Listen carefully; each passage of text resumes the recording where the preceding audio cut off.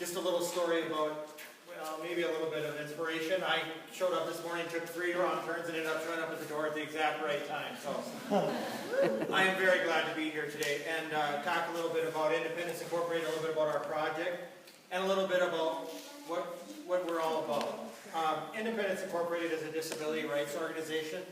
We work to remove barriers for people with disabilities. When I talk about people with disabilities, I mean all types of disabilities.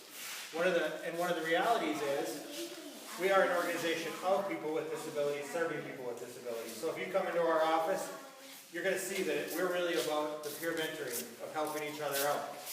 And you know, so we do a lot of different things in order to help empower people with disabilities and to create community. I love hearing that word this morning in the introduction, community. That's what this is about. And we're really proud to be able to help with this mosaic tile project. And there's a lot of people we'd like to thank, and I don't want to screw up a lot of things, but I just want to tell you that this project would not have happened without the inspiration of a lot of people, without the hard work of a lot of people. And so as you look at these mosaic tiles, it's important to start off by looking at the pieces of it. You know what? It started off a few days ago with sand and water and glass. When you look at sand and water and glass to start with, it doesn't look like anything too exciting. And you know what? Unfortunately, in society today, that's the way a lot of people look at people with disabilities. They look at them as not that exciting. They look at them as maybe sometimes as throw-offs and as things that aren't that important. And nobody strives to be that, because nobody strives to be broken glass and sand and water. But you know what? Through a lot of hard work, and a lot of you did a lot of hard work over the last few days, putting these together and molding them together into each individual tiles and stripping away stuff and cleaning off and weighting and pressure. They became really neat. And if you look at them all today, each one of these tiles tell their own story. And that's the way that each of you, as you go throughout life, and as you work hard, and as you strip away the bad stuff, and as you work towards the good stuff, each of you as individual stories become really impressive and really beautiful. And then you look at what we have here today and where we're going to end up eventually.